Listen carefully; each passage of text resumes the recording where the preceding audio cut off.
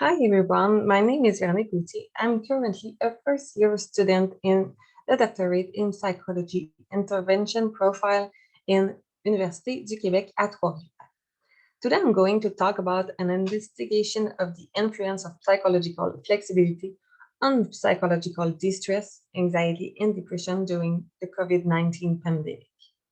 So first, here is the presentation plan for today.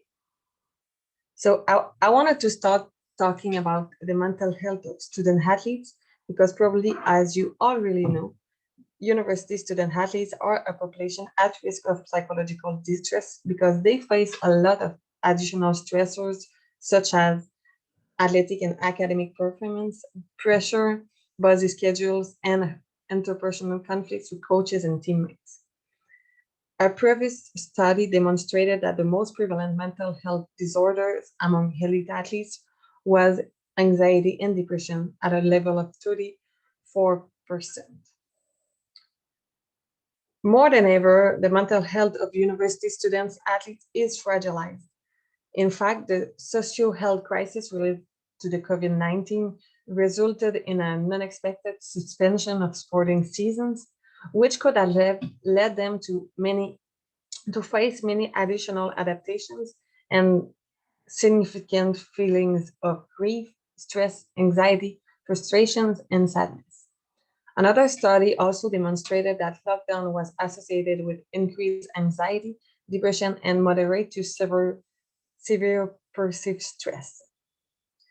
In this study, we decided to add a psychological flexibility, which is defined like the ability to adapt to situational demands, balance life demands, and commit to behavior. Psychological flexibility could have a protective role in the face of the development of mental health difficulties.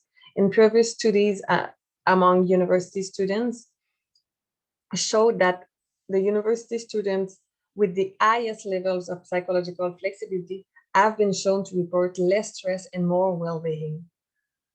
So we suppose it could be the same way for the student athletes, which led us to our objective, which is to evaluate the role of psychological flexibility in anxiety and depression symptoms of the university students athletes in the context of the COVID-19 pandemic.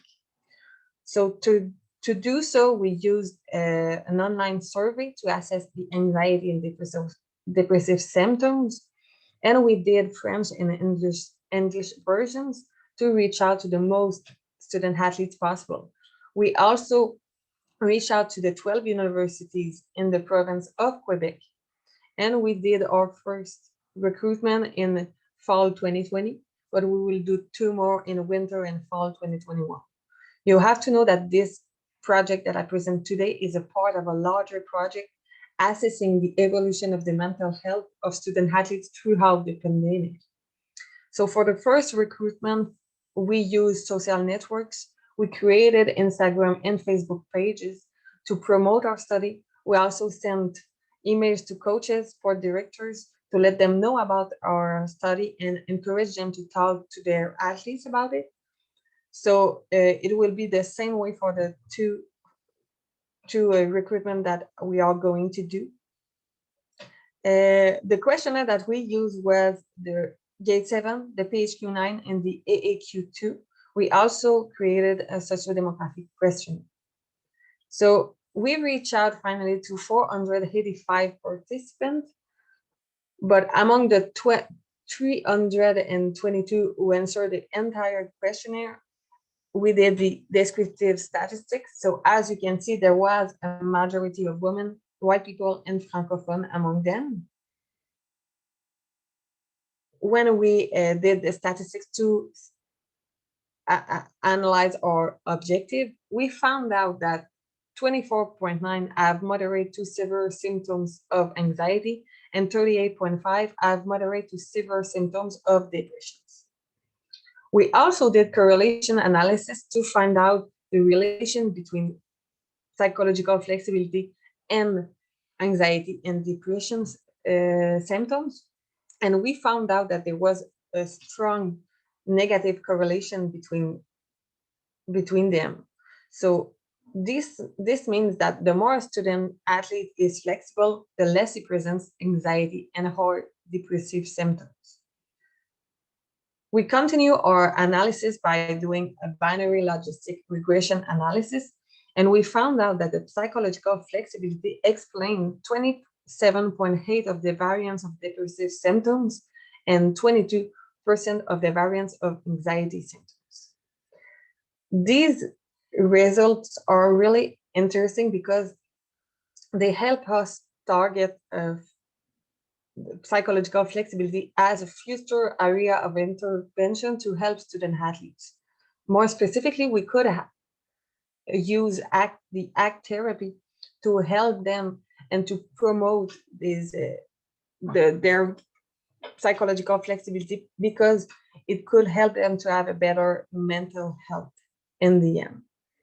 We think that we should examine the evolution of mental health and psychological flexibility of student athletes during other measurement times, because we would like to see if the level of psychological flexibility at the first measurement times predicts mental health in others, or just if the correlations stays the same in the same direction in the between the variables. We will also communicate the results to the sports community with podcasts, posters, leaflets to educate about mental health, reduce stigmas, tailor interventions based on factors associated with good mental health, such as psychological flexibility, as we discussed before, and finally to promote clinical recommendations. Of course, there were some limitations to this study, like the fact that there was a convenient sample recruited only by social medias and that there was no group control. But we really believe that it contributes to have a better picture of the mental health of student athletes in more difficult times like the COVID-19 pandemic, and that this will have a clinical impact through the psychological flexibility area of interventions. So that's it for my brief presentation today. If you have any question or comments about this, I will be happy to answer you. I left my email right there. And I would like to finish saying thank you to my colleague, Safila Bessia, for her help in this project. And thank you to you all for listening to me today. Have a great day.